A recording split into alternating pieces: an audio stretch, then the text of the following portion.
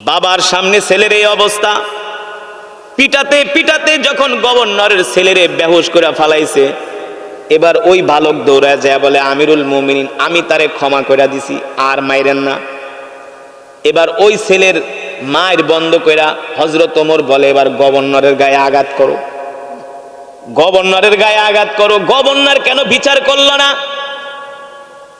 আমিরুল মুমিনিনের এই কথা শুনা গভর্নর বলে, আমিরুল মুমিনিন, এত বড় ঘটনা ঘটছে আমি নিজেও জানতাম না, আমার কাছে বিচারও দেয়নি, আসলেও সে জানতো না। এবার যখন গভর্নরকে বিচার করবে, এবার ওই বালক বলে, আমিরুল মুমিনিন, গভর্নরের কাছে আমি বিচার দেইও নাই, সে জানেও না, সে নির্দোষ।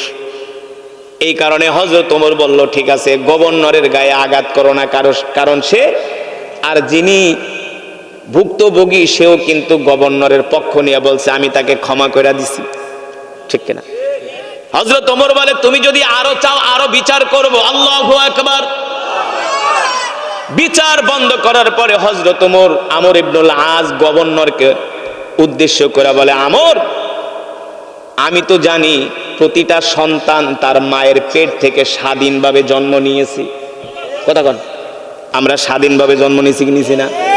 প্রত্যেকটা সন্তান তো তার মায়ের গর্ভ থেকে স্বাধীনভাবে জন্ম নিয়েছে। এ গভর্নর, স্বাধীন মায়ের সন্তানগুলোকে তোমরা কেন গোলাম বানায় রাখছো? কথার মর্ম বুঝছেন? কথার মর্ম বুঝছেন? বুঝেন নাই? বুঝলে আরো জোরে ঠিক করতেন।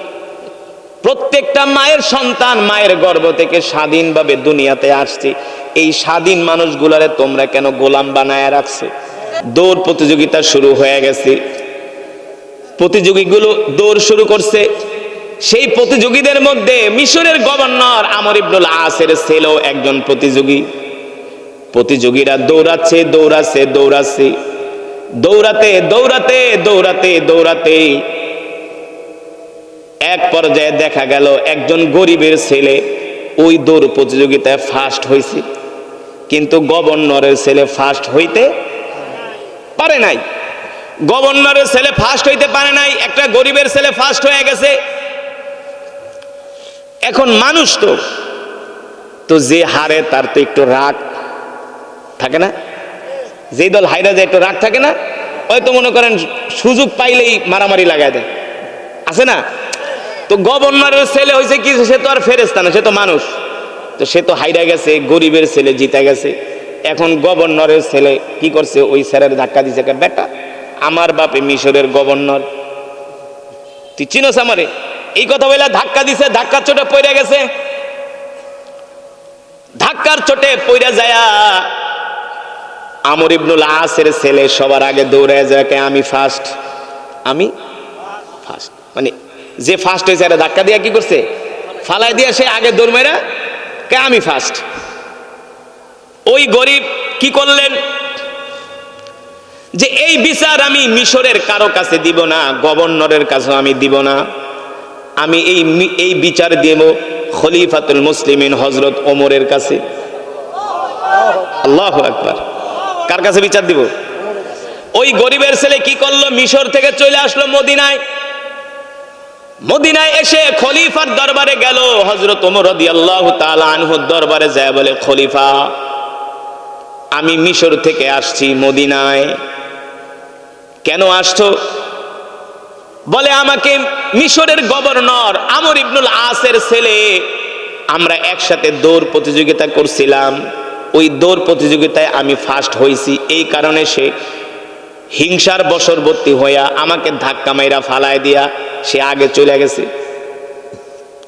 হযরত ওমর বলে, বলো কি? বলে, হ্যাঁ, আমি গরিবের ছেলে, এই কারণে সে আমাকে ধাক্কা মেরে আগে চলে গেছে, কিন্তু আমি ফার্স্ট, প্রমাণ আছে। হযরত ওমর বলে, তার গোলামদেরকে ডাক দিছে, সেনাবাহিনী প্রধানদেরকে ডাক দিয়া বলে, শোনো, এই ছেলেটাকে তোমরা রাজকীয় অবস্থায় থাকার খাওয়ার ব্যবস্থা করো। ওই গরিবের ছেলেকে থাকা খাওয়ার ব্যবস্থা করলেন রাষ্ট্রের পক্ষ থেকে। বলে, তুমি খাও, আরামে ঘুমাও, 2 দিন বেড়াও, আমি মিশরের গভর্নর আমর ইবনুল আস আর তার ছেলে 2 জনরে মদিনায় ডাকাইতেছি। যে তোমার উপর কেন এই জুলুম করলো? আল্লাহু আকবার বলবেন না? বাংলাদেশে হইলে, হ্যাঁ, কোন মন্ত্রী ছেলে হইলে, এমপির ছেলে হইলে হয়তো বিচার কথা কয় না, হয়তো বেটা তুই বিচার দিবি, একদম মাইরা ফেলাম, ঠ্যাং ভাঙা ফেলাম। কিসের বিচার? আরো অধ্যত্ত আচরণ করে, যা তুই পারলে গভর্নর, যা তুই যা, যে আমার নামে মামলা কর। জানে যে এইসব মামলায় কিছুই, টাকা দিব মামলা ঢিসমিস। কথা কন সঠিক? হযরত ওমর বলল, তুমি রাষ্ট্রীয় মেহমানখানায় ঘুমাও, আমি গভর্নর আর তার ছেলেকে ডাকতেছি। হযরত ওমর সাথে সাথে পত্র লিখলেন মিশরে, আমর ইবনুল আস, পত্র পাওয়ার সাথে সাথে মদিনায় আসবা। হযরত ওমরের পত্র পায়া আমর ইবনুল আস গভর্নরের তো অবস্থা খারাপ হয়ে গেছে। তিনি আর তার ছেলেকে নিয়ে মিশর থেকে রওনা দিছি। হযরত ওমর ডাকছে মানি ডাল মে কুছ কালা হে, খবরে আছে, ঠিক কিনা বলেন? এবার হযরত ওমর গভর্নর আমর ইবনুল আস রাদিয়াল্লাহু তাআলা আনহু আর তার ছেলে মিশর থেকে মদিনায় আসলেন। হযরত ওমর ছেলে আর বাবাকে দুইজনকে আদালতের কাঠগড়ায় দাঁড় করালেন। কিছুই বোঝে না কেন আনছে, আগে যা আদালতে ওঠো তারপরে কথা। একজন গভর্নর, একটা রাষ্ট্রের হেড অফ কন্ট্রোল, আগে আদালতের কাঠগড়ায় ওঠো তারপরে কেন ডাকছি বলতেছি। গভর্নর আর তার ছেলেকে দুইজনকে আদালতের কাঠগড়ায় দাঁড় করানো হয়েছে। এবার আমিরুল মুমিনিন হযরত ওমর বলে, যাও, যে ছেলেটা মিশর থেকে আসছে বিচার পাওয়ার জন্য তাকে ডাইকা নিয়ে আসো। এবার তো ওই ছেলেরে দেখার পরে গভর্নরের ছেলের অবস্থা, হ্যাঁ, তুমি আইসা আমার কাছে আমিরুল মুমিনের কাছে বিচার দিছো, এবার তো ছেলে কাঁপতে আছে থরথর কইরা, যে আজকে তো ওমর আমাকে জিন্দা রাখবে না, শেষ করে ফেলাইব। হয়তো চিন্তাও করে নাই যে ওমরের কাছে বিচার নিয়ে আসবে। গভর্নরও ভয়ে থরথর করে কাঁপতেছে, পিতা পুত্র দুইজন থরথর করে কাঁপতেছে। আর বাংলাদেশে হইলো কইতো, বাবা তুই চিন্তা করিস না, আমি ভিতরে ভিতরে কাম সেরা ফেলাইছি।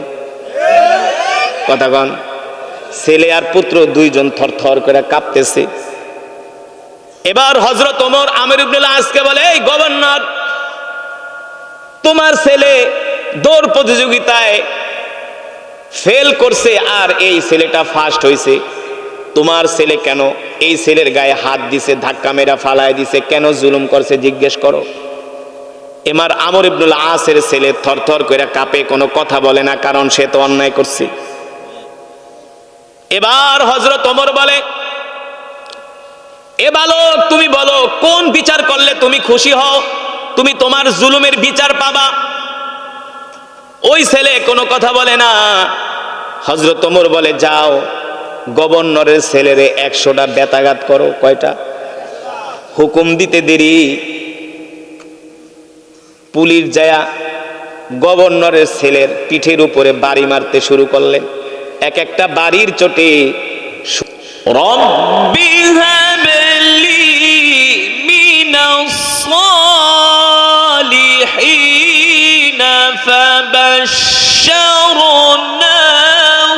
বিগুলামিন হালিম।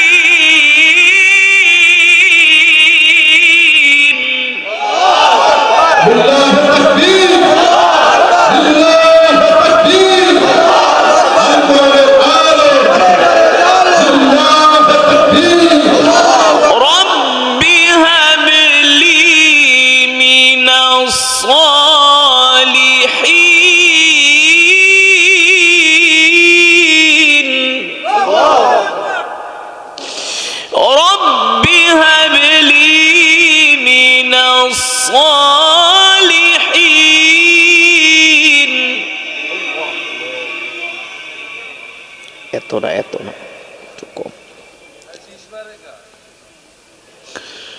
রব্বি হাবলি মিনাস সালিহিন,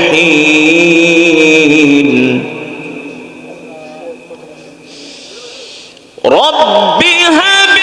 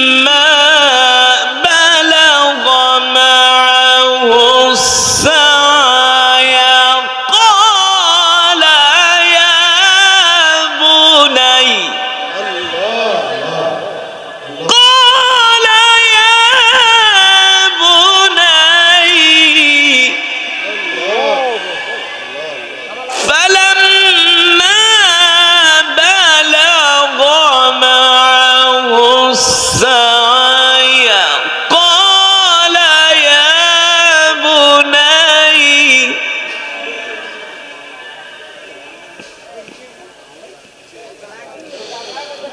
قال يا بني إني أرى في المنام أني أذبحك قال يا بني إني أرى في المنام أني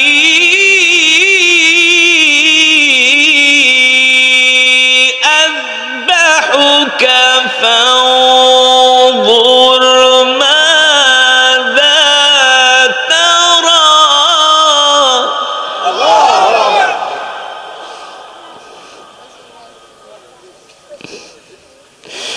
قال يا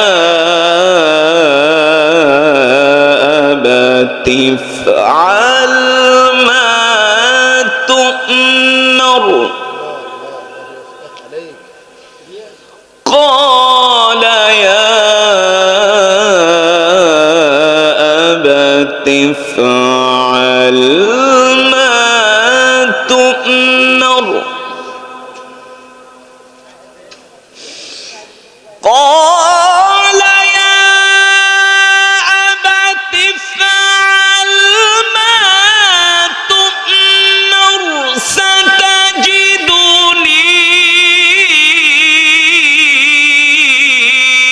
إن شاء الله من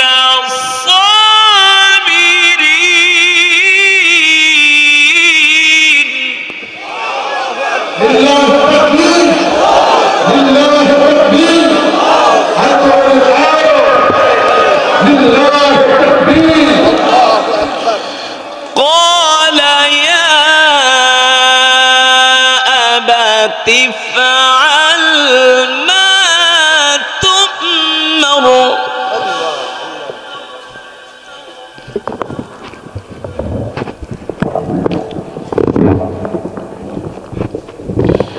قال يا أبت افعل ما تؤمر قال يا أبت افعل ما تؤمر ستجدني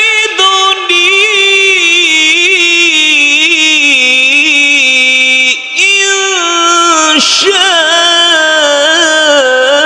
شاء الله من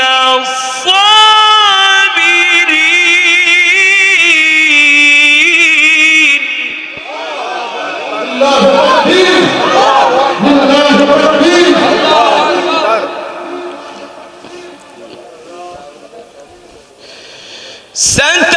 ستجدني إن شاء الله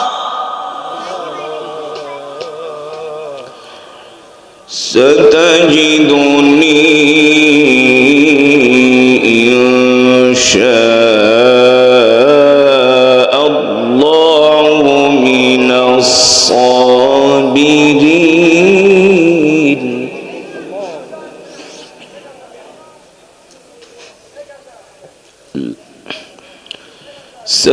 ستجدني إن شاء الله من الصابرين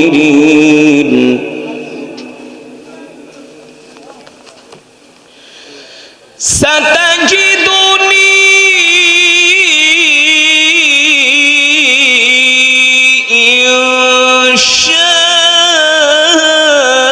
شاء الله من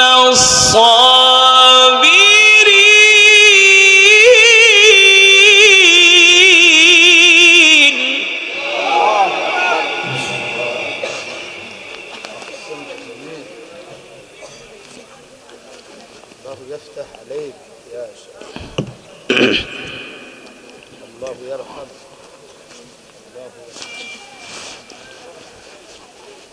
الله يشفع.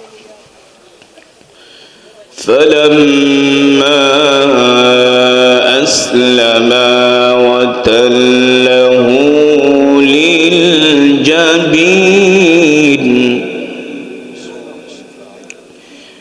فلما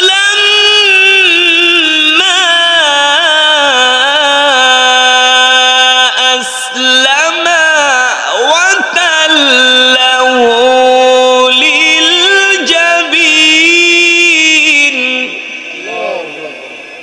أحسنت وأجمل.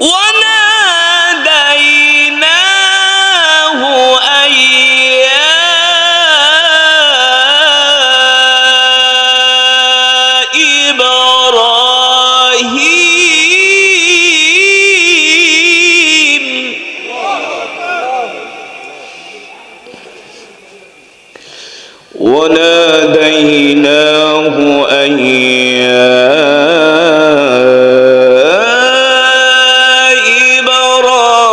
إبراهيم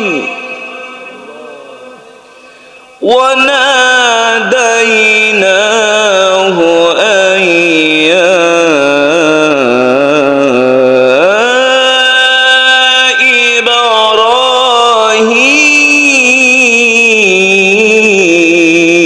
إبراهيم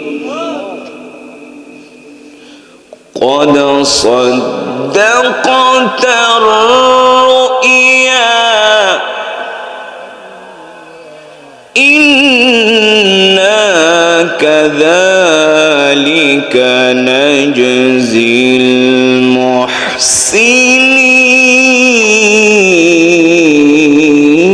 المحسنين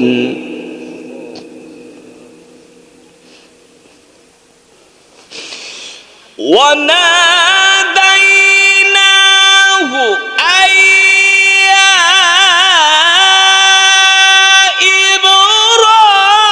إبراهيم قد صدقت الرؤيا إنا كذلك نجزي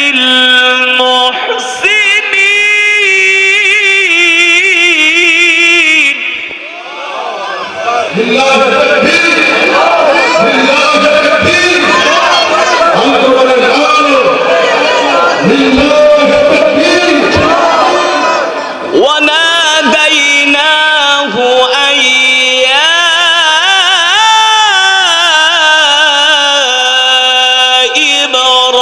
إبراهيم قد صدقت الرؤيا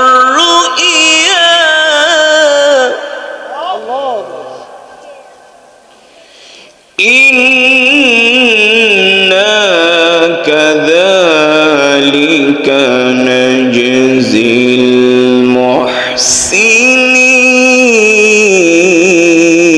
المحسنين إن هذا لهو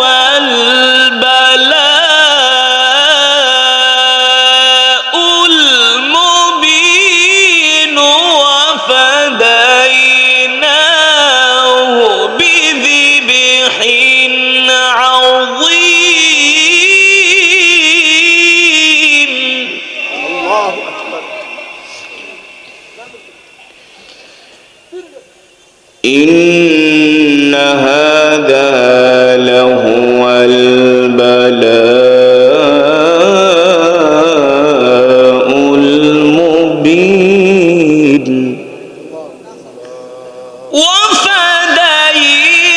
وفديناه بذبح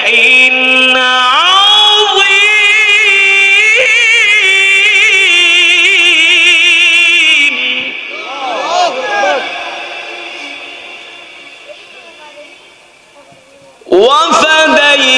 وفديناه بذبح عظيم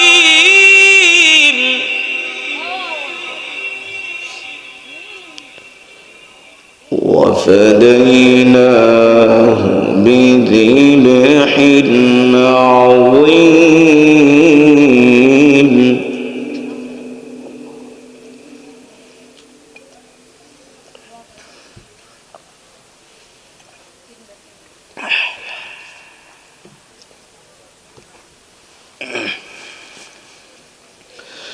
الله أكبر ولله الحمد بسم الله الرحمن الرحيم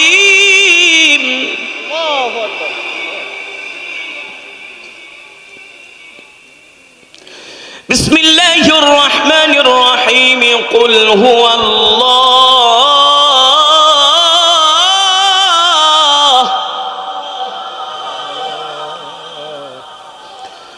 قل هو الله أحد الله الصمد لم يلد ولم يولد ولم يكن له كفوا أحد بسم الله الرحمن الرحيم بسم الله الرحمن الرحيم قل هو الله